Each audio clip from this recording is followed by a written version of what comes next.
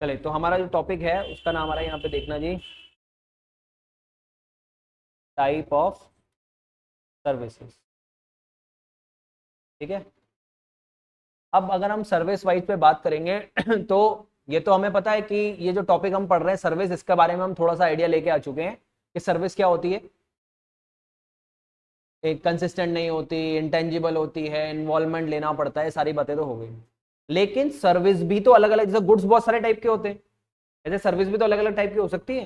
तो सर्विस के कौन कौन से टाइप हो सकते हैं, अगर हम बिजनेस वाइज ना चलें, अगर सर्विस वाइज चलें तो कितने टाइप से होगा। देखो पहला नाम आ रहा है आपके पास, आपके बुक में देखिएगा, बिजनेस सर्विस। ठीक है।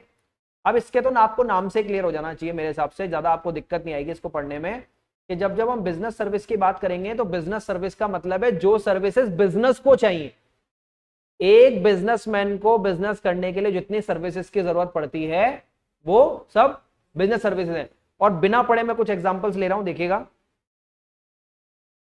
बैंक, बैंक के बिना बिजनेस नहीं हो पाता, जैसे banking is a business service. ठीक है। दूसरा हमने नाम लिया इंश्योरेंस, हमने पढ़ा insurance is a risk cover करता है। तो जब जब इंश्योरेंस होगा तो इंश्योरेंस से हमारा बिजनेस को हेल्प मिलेगी। ठीक है। हाँ, किसमें आ जाएगा, दिमाग खराब है क्या? तुमने हम इंश्योरेंस पढ़ रहे थे जब आए नहीं थे क्या? हो गया, कर लिया। ये करके तो तुमने सारी लुटिया डुबो दी। इंश्योरेंस पढ़ना अभी इस चैप्टर में बहुत इंपॉर्टेंटली आ रहा है।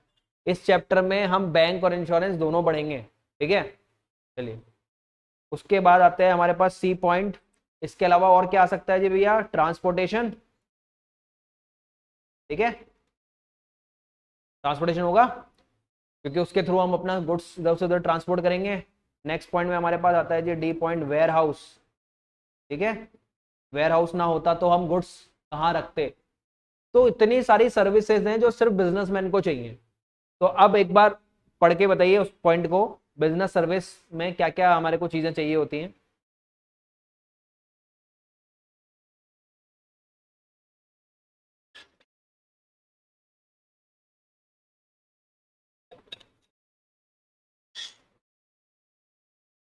ठीक है, बाकी सारे नाम तो आपको समझ में आ ही गए होंगे। Banking, insurance, transportation, warehousing, communication यानी कि बातचीत करना। ठीक है। अब जैसे ये सर्विसेज होती हैं वैसे ही हमारे पास दूसरे टाइप की सर्विसेज होती हैं। कौन सी? Social services. ठीक है। तो टाइप ऑफ सर्विस का सेकंड पॉइंट ले रहे हैं जी, और सेकंड पॉइंट में देखिए इसका नाम है सोशल सर्विस। तो जब जब भी हम सोशल सर्विस के लिए जाएंगे तो आपको पता है एक बहुत इंपॉर्टेंट चीज, बिजनेस सर्विसेज तो प्रॉफिट कमाने के लिए होती हैं, क्योंकि हम तो पढ़ के आए कि बिजनेस क्या होता है। लेकिन social service is not for profit, that is for welfare. तो सर्व तो मैं वहां भी कर रहा हूं, सर्व मैं यहां भी कर रहा हूं, लेकिन यहां मेरा मोटिव है पैसे कमाना, वहां मेरा मोटिव पैसे कमाना नहीं है। तो जब मैं आया सोशल सर्विस के ऊपर तो कुछ एग्जांपल लेते हैं। क्या लोग ब्लड डोनेशन कैंप लगवाते हैं? एक सर्विस ही तो दे रहे हैं, लेकिन वहां पे वो पैसा चार्ज नहीं कर रहे हैं। ठीक है। क्या हेल्थ की, एजुकेशन की फैसिलिटीज अवेलेबल करवाई जाती हैं, गरीब बच्चों को पढ़ाना। ठीक है, गरीब लोगों के लिए इलाज की व्यवस्था करना, ये सब भी तो सर्विसेज ही हैं, लेकिन इनके बदले में कोई पैसा चार्ज नहीं होता। इसलिए ये क्या बन गई, सोशल सर्विस बन गई। ठीक है। तो सोशल सर्विस में आप मुझे पढ़ के बताएं कि कौन कौन सी सर्विसेज में नजर आ रही हैं आपको। और इसमें एक बहुत इंपॉर्टेंट वर्ड है जो आप अंडरलाइन करेंगे, दैट इज वॉलेंट्रली। यहां पे जो वर्ड आया, social service are those services which are generally provided voluntarily, यानी कि ये सर्विसेज अपनी मर्जी, वॉलेंट्री का मतलब होता है अपनी इच्छा से, कोई आपको प्रेशराइज नहीं कर रहा कि आप आके ये सर्विस दो, आप अपनी मर्जी से सर्विस प्रोवाइड कर रहे हो। ठीक है। तो जैसे आपको कोई भंडारा चल रहा है आसपास, आपने खुद ही जाके वहां खाना खिलाना शुरू कर दिया, किसी ने कहा थोड़ी था आपसे, पर आपको अच्छा लगा भाई चलो काम कर लेते हैं, तो यहाँ पे वॉलेंट्री सर्विस हो गई। अब पढ़िए इसको आगे का पॉइंट, सारे पॉइंट दिखाएगा इसमें कौन कौन सी सोशल सर्विस आ रही है।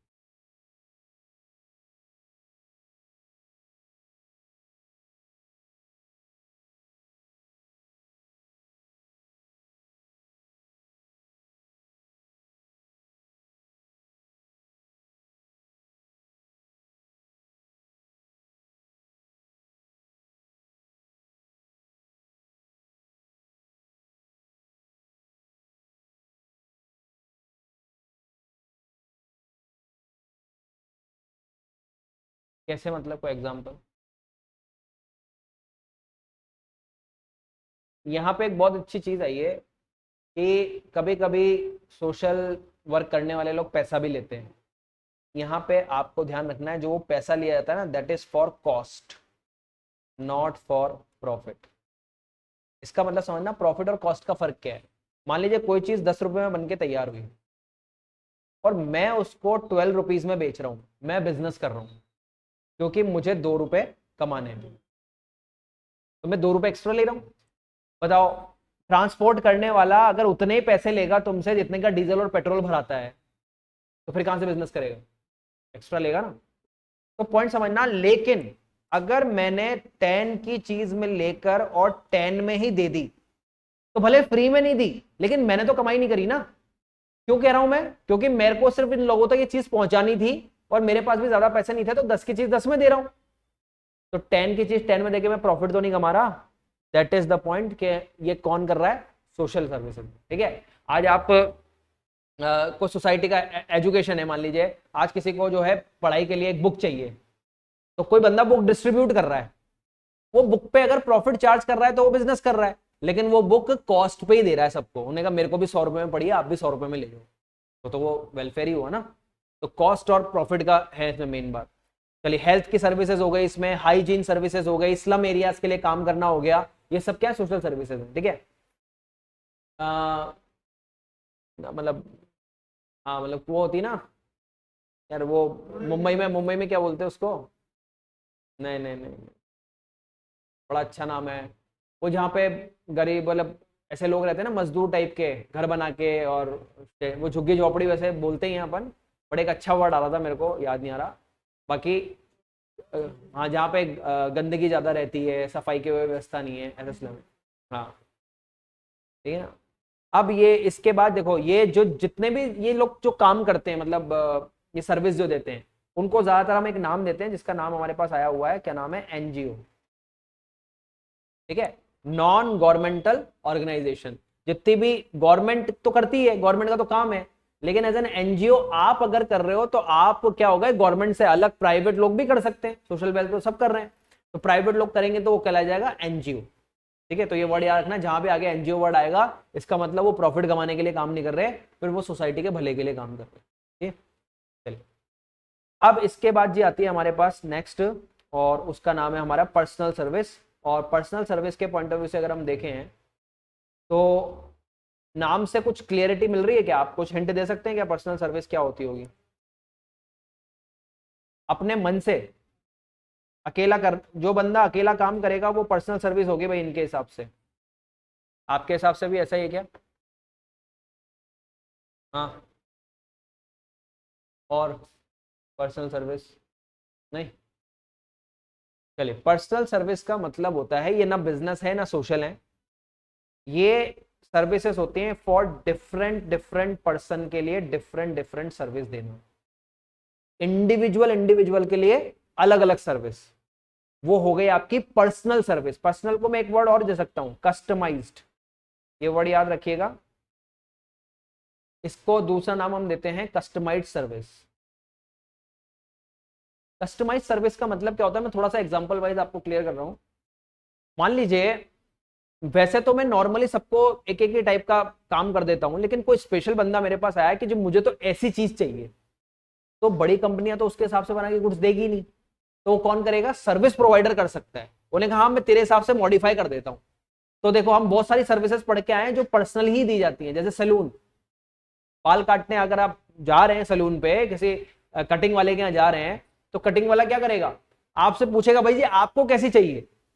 ठीक है। आपको जैसी चाहिए वो वैसे ही कटिंग बना के देगा, वो पहले वाले से रिलेट करते हुए नहीं देगा आपको। तो उसने कैसी सर्विस दी? पर्सनल। मेरी सर्विस सिर्फ मुझ तक, दूसरे बंदे को सर्विस नहीं मिलेगी।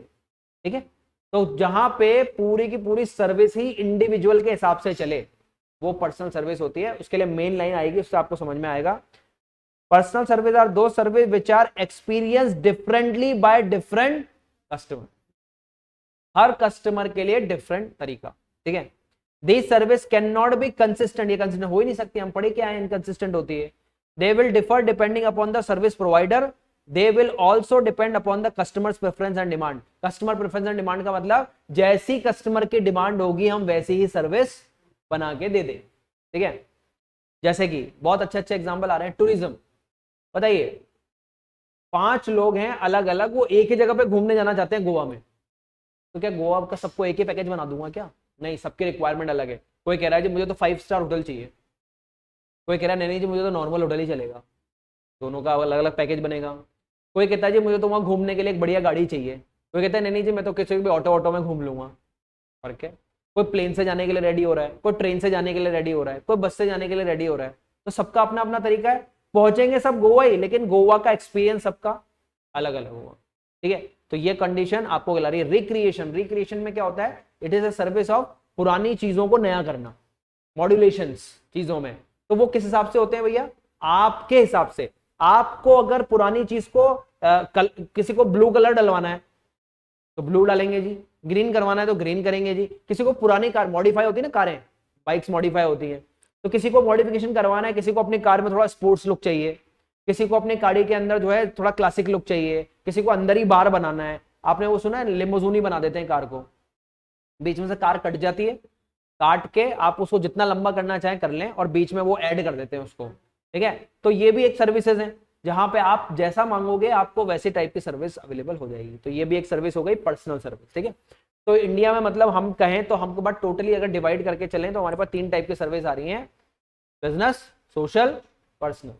अब एक एक वर्ड में ले लें तो बिजनेस सर्विस बिजनेस के काम आएगी, जो प्रॉफिट के काम आएगी।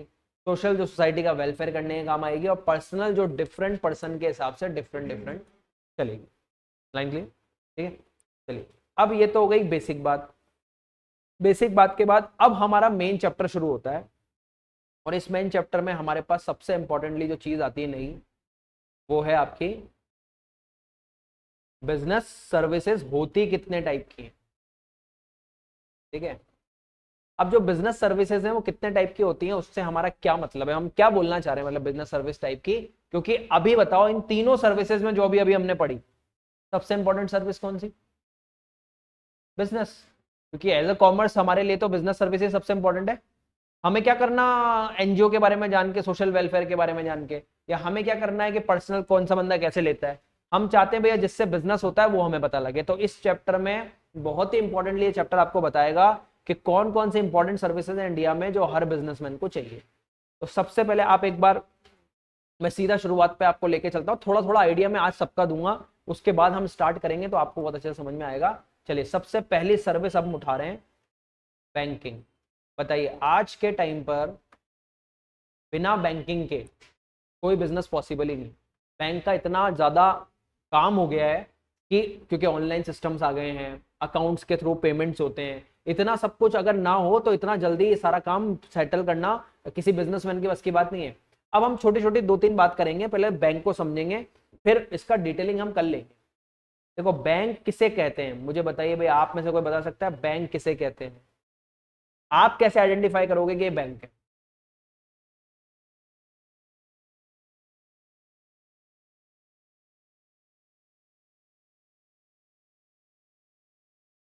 वापिस बाहर आ जाए,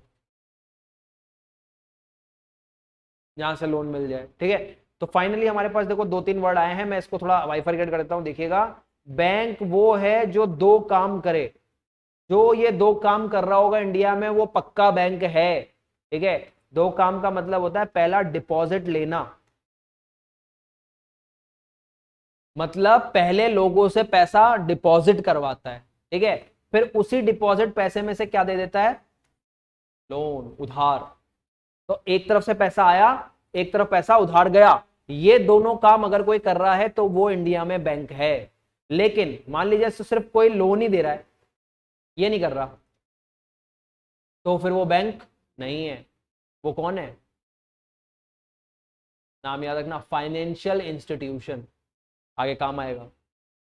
जो ओनली लोन देने का काम करते हैं वो सिर्फ और सिर्फ क्या कहलाते हैं? Financial institutions. ठीक है, लेकिन जो सिर्फ डिपॉजिट लेता हो, लोन ना देता हो, वो क्या कहलाएगा? वो सिर्फ पैसा लेता है, देता नहीं है। तो क्या कर रहे, उसे क्या बोलते हैं? उसे बोलते हैं इन्वेस्टमेंट। यानी कि आप, मेरा काम आपको उधार देना नहीं है, आप मेरे पास पैसा जमा कराओगे और वही पैसा बाद में खुद ले जाओगे। मैं आगे किसी को लोन पे नहीं दूंगा। कौन करता है ऐसा इंडिया में? LIC, post office. अरे भाई पोस्ट ऑफिस में भी पैसे जमा होते हैं, लेकिन पोस्ट ऑफिस वाला लोन नहीं देता है। पोस्ट ऑफिस वाला कहता है हमको दे जाओ पैसे, 5,000 रुपए देके गए, अगले साल 6,000 ले जाना, इन्वेस्टमेंट। ठीक है, तो यानी कि दोनों को अगर हम मिक्स कर दें तो इसका मतलब हमारे पास देखो क्या पॉइंट बन के निकला।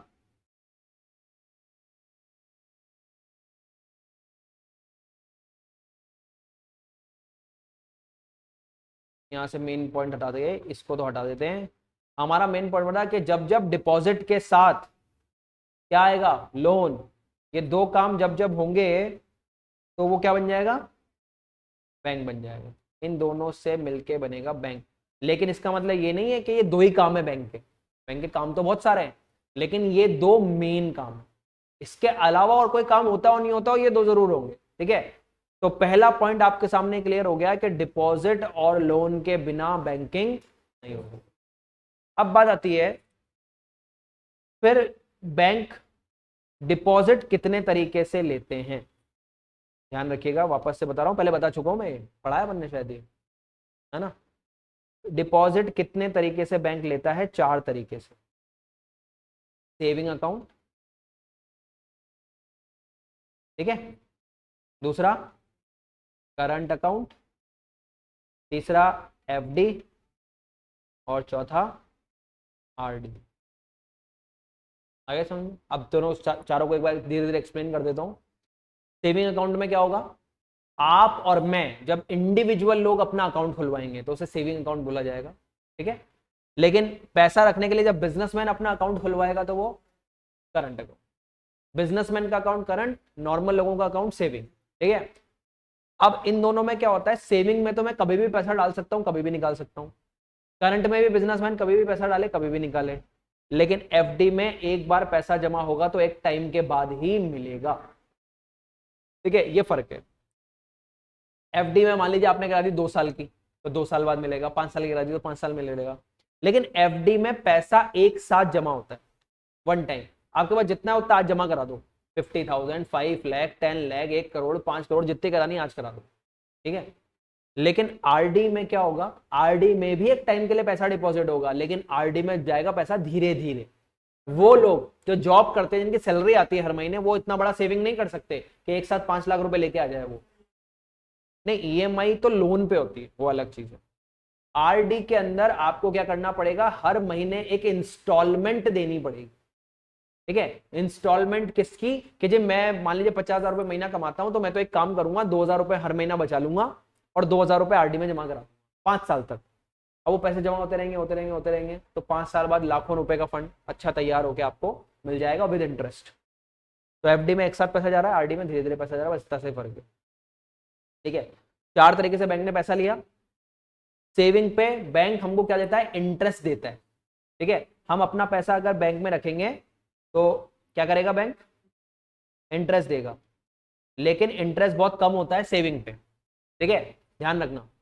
करंट में नो इंटरेस्ट, बल्कि उल्टा चार्ज।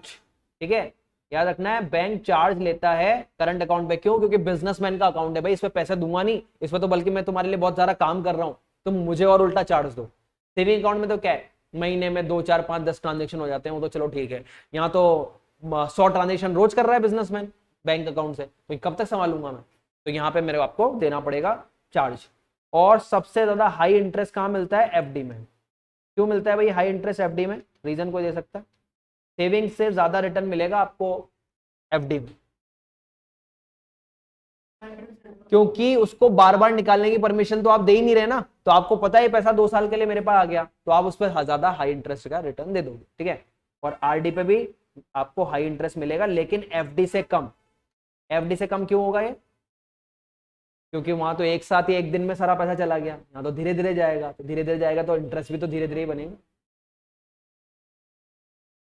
अभी जो चल रहा है वो बता देता हूं, हर बार चेंज होता रहता है। कौन चेंज करता है? RBI। ठीक है, अभी सेविंग अकाउंट पे इंटरेस्ट चल रहा है 4%, FD पे इंटरेस्ट चल रहा है 7%, और RD पे भी 7%। बट RD का 7% कम बनेगा, और एफडी का ज्यादा बनेगा, ये सब। ठीक है, चलिए। और अब ये तो हो गया बेसिक आइडिया डिपॉजिट का। ऐसे चलते हैं जी हम इसके एक और दूसरे पॉइंट पे, लोन। लोन को उठाते हैं जी। लोन कितने टाइप से बैंक देता है, ये भी आपको पता होना चाहिए। तो चलिए मैं एक एक करके लिस्ट बना रहा हूँ, देखते चलेगा। पहला, कैश क्रेडिट, इसको शॉर्ट फॉर्म में हम बोलते हैं सीसी। ठीक है, सीसी अकाउंट, कैश क्रेडिट को बस कहीं भी मत पढ़ो, अभी सब यहीं देखो। सीसी अकाउंट में क्या होगा जी, किसी को आइडिया पढ़ा था मैं, आपने पढ़ा था क्या सीसी वाला? पढ़ा तो था, पढ़ाया है, बैंकिंग में डिपॉजिट लोन, पूरे पूरे हमने चार्ट बनाए थे उधर। हाँ, हाँ सर, आप भी तो थे सर, अरे थे। आए नहीं वो तो तुम आधे क्लास में वैसे ही नहीं आते। हाँ जी भाई, कैश क्रेडिट, ये लो जी, नहीं ढुस, इतनी इंपॉर्टेंट चीजों में ढुस हो जाओगे तो कैसे काम चलेगा। चलिए, कैश क्रेडिट समझिएगा। ये ऐसा तरीका है बैंक का लोन देने का जिसमें वो ये बिजनेसमैन को ये लोन देता है। और ये लोन कैसे मिलता है, ध्यान से सुनना। इसमें आपको वन टाइम लोन नहीं दिया जाता।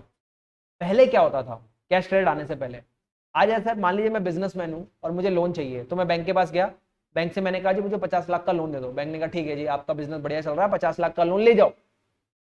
एक साथ दे दिया। अब बताओ भैया, कोई जबरदस्ती है क्या कि एक ही दिन में मुझे 50 लाख रुपए की जरूरत हो? नहीं, धीरे धीरे जरूरत पड़ती है। आज के महीने में मुझे मान लीजिए 5 ही लाख की जरूरत थी, तो भी 50 लाख आ गए मेरे पास। तो फिर बैंक क्या करता है, अब क्या करता है देखिएगा। अब बैंक क्या करेगा, आपको जो भी लोन देगा ना वो वन टाइम नहीं देगा। आपका एक अकाउंट ओपन होगा बैंक में, और सारा 50 लाख रुपए उस अकाउंट में डाल दिया जाएगा बैंक के पास। और उस अकाउंट का नाम क्या होगा, कैश क्रेडिट अकाउंट। ठीक है, और उसका आपको एक एटीएम, एक चेक बुक, एक मतलब पैसा निकालने का जो जरिया है वो दे दिए जाएंगे। ठीक है, तो अकाउंट खुल गया आपका। अब क्या करेगा ये बिजनेसमैन, मान लीजिए इसने ये लोन लिया है जुलाई में। ठीक है, तो जुलाई में इसको सिर्फ और सिर्फ इस पूरे पैसों में से 5 लाख रुपए की जरूरत है, ओनली 5 लाख। तो ये क्या करे, अकाउंट में जाए और अकाउंट से 5 लाख रुपए निकाल रहा है। अभी मुझे बताइए, बिजनेसमैन के हाथ में कितना पैसा गया है, 50 लाख या 5 लाख? 5 लाख, 45 तो बैंक के पास ही है। तो ध्यान से सुनिएगा, अब क्या होगा, इंटरेस्ट जो बैंक लगाएगा लोन पे, वो सिर्फ कितने पे लगाएगा, क्योंकि पैसा भी 5 लाख ही गया है। अब जुलाई में 5 लाख यूज हो गए। अब जुलाई के बाद अगस्त में उसको फिर पैसों की जरूरत पड़ी, और अगस्त में उसने फिर से 5 लाख रुपए निकाल लिए। अब कितना पैसा हो गया उसके बाद, 10 लाख। तो ब्याज पे कितने पे लगेगा? ऐसे करते करते करते करते मान लो एक साल में आपने 50 लाख रुपए निकाला, तो आपको ब्याज भी 50 लाख पे एक साल बाद लगेगा। वर्ड का उसका नाम ही क्या है, कैश क्रेडिट। कैश में निकालोगे ना तो ब्याज चालू, वापस जमा कराओगे तो ब्याज खत्म। अब मान लीजिए 50 लाख रुपए निकालने के बाद एक साल बाद आपको लगा कि आपके पास 10 लाख की कमाई हो गई, तो 10 लाख रुपए वापस जमा करा दो उस अकाउंट में। जैसे जमा कराओगे आपके पास कितना लोन रह गया, 40 लाख। अब इंटरेस्ट भी 40 लाख पे लगेगा। ठीक है, ये है कैश क्रेडिट अकाउंट। तो इस तरीके से एक तो हम लोन देते हैं कैश क्रेडिट से। ठीक है, चलिए दूसरा जो हमारा तरीका है लोन देने का, ओवरड्राफ्ट।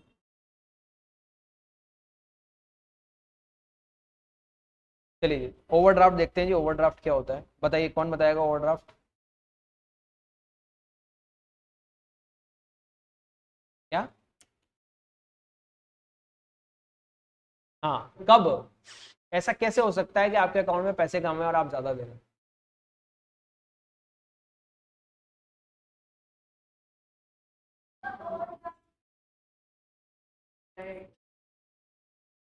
अब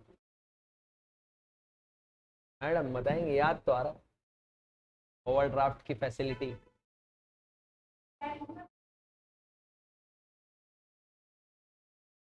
ऐसे हवा में उन्हें ले जाइए ना जी। अरे मैं तो कह रहा हूँ बाद में तो तुम दे दोगे, बैंक ने कैसे दे दिया तुमको? बात करने से मिल जाता है, चलो अपन करके आते हैं बात, मेरे को दिलवाओ मेरे अकाउंट। चलिए ठीक है, पहले समझ लो इसको, वैसे थोड़ा बहुत आइडिया आपको है, इसको पूरा कंप्लीट समझ लो एक बार। ओवरड्राफ्ट जो है वो कैसे मिलता है, मस्ती आ रही है।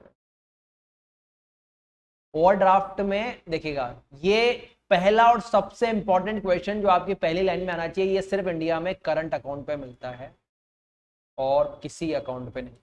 आपको सेविंग अकाउंट में नहीं मिलेगा ये, आपको एफडी पे नहीं मिलेगा, आरडी पे नहीं मिलेगा, ओनली ऑन करंट अकाउंट। और सिर्फ इसका मतलब आपको समझ में आ रहा है, ये सिर्फ किसको मिलता है, बिजनेसमैन। ठीक है, अब कब मिलता है, जब मान लीजिए कोई बिजनेसमैन किसी बैंक के साथ अपनी अकाउंटिंग करता है, तो उसको मान लीजिए बिजनेसमैन को उसके बैंक के साथ काम करते हुए 2 साल 4 साल 5 साल हो गए, तो बैंक और उनका एक ट्रस्ट क्रिएट हो गया ना, यार ये हमारा बहुत अच्छा कस्टमर है, यार ये कितनी अच्छी डीलिंग करता है हमारे यहाँ से 50 लाख 1 करोड़ रुपए की डीलिंग करता है। तो बताइए, अगर कोई बिजनेसमैन बहुत अच्छा डीलिंग कर रहा है तो बैंक में उसकी क्या क्रिएट हो गई, गुडविल। गुडविल तो याद आ गया ना, उसकी इज्जत बन गई बैंक में। ठीक है, अब बैंक ने कहा जी यार ये तो बड़ा अच्छा कस्टमर है हमारा, तो इसको हमें थोड़ी हेल्प कर देनी चाहिए। तो कभी कभी क्या होता है, बिजनेसमैन को पता नहीं होता, वो चेक काट के दे देता है लोगों को, चेक दे दिया, उन्होंने कहा जाओ जी पेमेंट ले लो। अब एक साथ मान लो उसने कितनों को चेक काट दिया, उसको ये याद रह गया कि मेरे अकाउंट में पैसे हैं, हो सकता है ना उसके अकाउंट में पैसे कम पड़ जाए। जैसे मान लीजिए उसके अकाउंट में राइट नाउ 5 लाख रुपए, ठीक है, अब 5 लाख रुपए में उसने चेक काटता गया, उसको पता नहीं है, उसने 5.5 लाख रुपए के चेक काट दिए। हो सकता, अब भैया जब बैंक में लोग पैसे लेने जाएंगे तो जिसका पहला चेक होगा क्लियर हो जाएगा, दूसरा चेक भी क्लियर हो जाएगा। अनफॉर्चुनेटली उसने किसी को 1.5 लाख रुपए का चेक दे रखा था, और वो लास्ट में पहुंचा बैंक में पेमेंट लेने, जब बैंक में सिर्फ कितना पैसा रह गया, 1 लाख रुपए, 4 लाख निकल गए। तो जैसे वो ये अकाउंट में चेक लगाएगा, ये चेक क्या हो जाएगा, डिसऑनर, बाउंस, चेक के पेमेंट आएगा ही नहीं। तो इससे पता है क्या हो जाएगा, अगर ये चेक बाउंस हो गया तो वैसे वो आदमी गलत नहीं था, लेकिन इससे उसकी गुडविल मार्केट में खराब हो जाएगी। गुडविल खराब होने से क्या होगा, ये जो बंदा था ना 1.5 लाख का, 10 जनों को जाके बोलेगा अरे मत करना उसके साथ बिजनेस, वो तो उसके तो चेक बाउंस हो जाते हैं, ये हो जाता है वो हो जाता है। तो भैया बिजनेसमैन के लिए तो इज्जत ही सब कुछ है, तो गुडविल खराब हो गई तो फिर बिजनेस कैसे करेगा। तो क्या हुआ, बैंक वाले उसकी एक हेल्प करेंगे। क्या हेल्प करेंगे जी, मान लीजिए उसके अकाउंट में कितने पैसे हैं, 1 लाख रुपए। थोड़ी देर बेटा उधर बैठो, उसके अकाउंट में 1 लाख रुपए, ठीक है, टाइम हो गया क्या। तो 1 लाख रुपए में से वो क्या करेगा, बैंक बैंक जब ये चेक आएगा ना 1.5 लाख रुपए का, तो 1.5 लाख रुपए का चेक को देखते बैंक कहेगा कि यार 50,000 रुपए कम पड़ रहे हैं इसके अकाउंट में, और कस्टमर तो अच्छा है। तो बैंक अपनी तरफ से 50,000 रुपए का पेमेंट उस चेक का कर देगा, 1 लाख रुपए काट लेगा बिजनेसमैन के अकाउंट से, 50,000 अपने पास से दे देगा और चेक क्लियर हो जाएगा। और जैसे ही चेक क्लियर होगा, बैंक क्या करेगा, -50,000 का बैलेंस शो कर देगा उसके अकाउंट में। उसके बाद मैसेज आएगा -50। अरे भाई साहब ये क्या हो गया। तो फिर वो बिजनेसमैन जब आएगा तो फोन मिलाएगा वो बैंक में, उन्होंने कहा जी आपके अकाउंट में 1 लाख रुपए रह गए थे, हमने 50,000 रुपए अपनी तरफ से दिए क्योंकि आप अच्छे कस्टमर हो हमारे, तो अब आप क्या करो, जल्दी से जल्दी 50,000 रुपए जमा करा दो तो आपका काम फ्री हो जाए।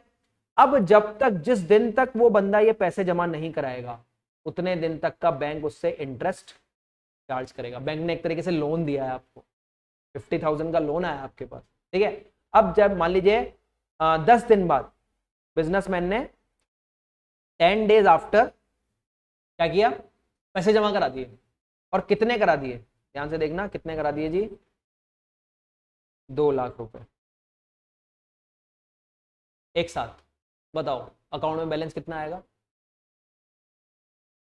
1.5, क्योंकि बैंक पहले अपना माइनस बैलेंस क्लियर करेगा और आपके अकाउंट में डाल देगा 1.5 लाख रुपए, और 10 दिन बाद आपका इंटरेस्ट लगना बंद। 10 दिन का, हाँ वो तो मैं तो एक आइडिया दे रहा हूँ, इंटरेस्ट के बने मान लो 500 1000 रुपए जो भी बने वो भी काट लेगा और आपके पैसे उतने डाल देगा आपके अकाउंट, ठीक है। तो क्या बैंक ने आपको अच्छी फैसिलिटी दे दी, ठीक है। ये है हमारा ओवरड्राफ्ट, ठीक है। तीसरा जो हमारा तरीका आता है, फटाफट फटाफट देख लें। तीसरा तरीका आता है, उसको बस सबसे सिंपल तरीका बैंक से लोन लेने का, लोन एंड एडवांस।